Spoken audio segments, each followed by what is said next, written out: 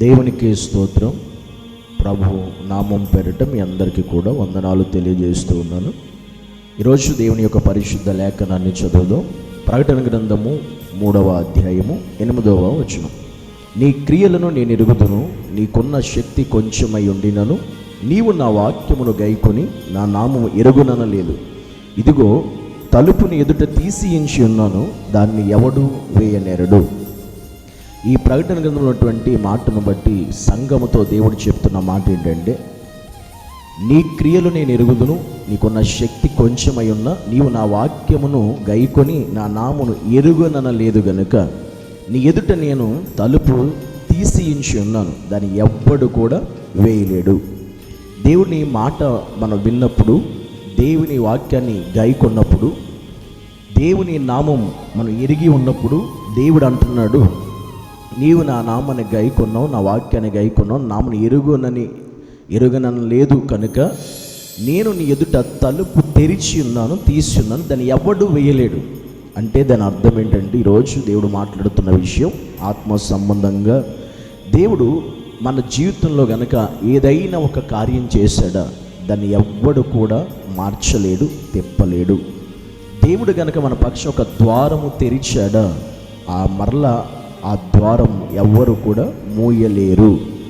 దేవుడు ఒక కార్యాన్ని మన పక్షంగా జరిగిస్తే దాని విషయం ఎవరు దాన్ని అడ్డుకోలేరు. దేవుడు అదే చెప్తున్నాడు. ఇలా ఎవరి పట్ల దేవుడు ఉంటాడు, ఎలాంటి వారి పట్ల ఉంటానని చెప్పాడంటే, మీరు నన్ను నమ్ముకుని నా వాక్యాన్ని గైకొని నా నామమును ఎరుగననలేదు కాబట్టి నేను మీ కొరకు తలుపు తీసించున్నాను అన్నాడు. నిజంగా మనం ఆయన నామాన్ని ఎరిగి ఆయన వాక్యాన్ని గైకునేటువంటి స్థితి కలిగి మనం ఉన్నప్పుడు మన కొరకు దేవుడు తలుపులు తెరుస్తాడు. అనగా మన కొరకు మూసివేయబడిన ద్వారాలన్నిటిని కూడా దేవుడు తెరుస్తాడు.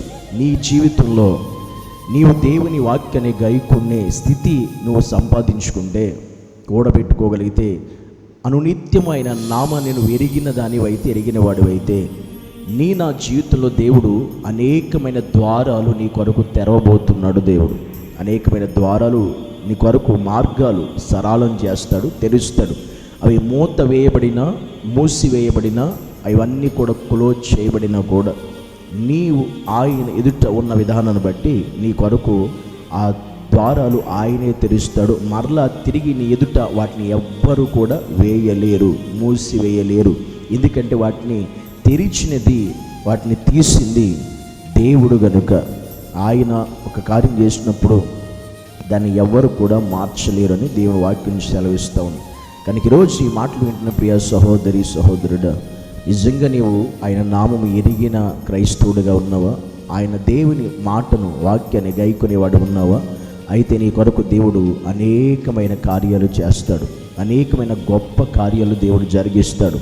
నీ కొరకు నూతనమైన మార్గాలు దేవుడు తెరుస్తాడు. నీ కొరకు మూత వేయబడిన వాటిని కూడా దేవుడు తీసి వేసి నీకు మార్గాన్ని సరళం చేసి నిన్ను ఆ మార్గంలో నడిపించగలుగుతాడు. ఒకవేళ నువ్వు అనుకోవచ్చు, ఇప్పటి వరకు నువ్వు ఆయన వాక్యం గైకొనలేదు కనుక, ఆయన నామము అంత మాత్రం ఎరిగి ఉన్నావు కనుక నీ కొరకు ఇంకా ఏ ద్వారము తెరిచి ఉంచబడలేదేమో. కానీ నీవు గనక దేవుని వాక్యాన్ని గైకొని గనక ఉంటే నీ కొరకు ద్వారము తెరవబడుతుంది, తలుపు తీయబడుతుంది, నీకు మార్గం చూపించబడుతుంది, నీకు గమ్యము దేవుడే ఏర్పాటు చేస్తాడు.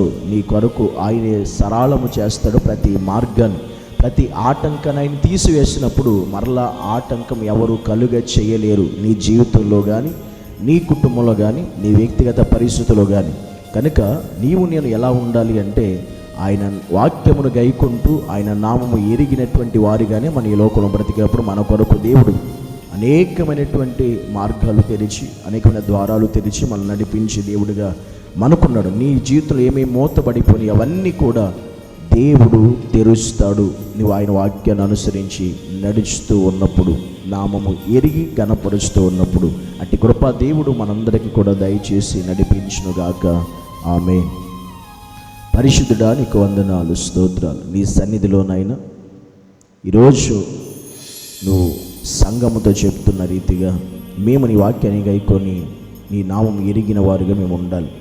ఆ రీతిగా మేము జీవించి మా కొరకు ఏవైతే మూసివేయబడ్డాయో, ఏవైతే ఆటంకాలు ఉన్నాయో అడ్డుగా ఉన్నాయో, అవరోధాలు ఉన్నాయో వాటన్నిటిని నువ్వు తొలగించి తీసివేసి మా ప్రతి మార్గాన్ని మీరు సరళం చేసి ముందుకు నడిపించమని, ఇప్పటి వరకు ఏవైతే మా జీవితంలో మూసివేయబడ్డాయో నైనా, ఏవైతే మా కుటుంబ విషయాల్లో ప్రభువా అడ్డుబండలు ఉన్నాయో వాటన్నిటిని నువ్వు తీసివేసి సహాయం చేయమని యేసు నామములో ప్రార్థించి వేడుకుంటున్నాము తండ్రి.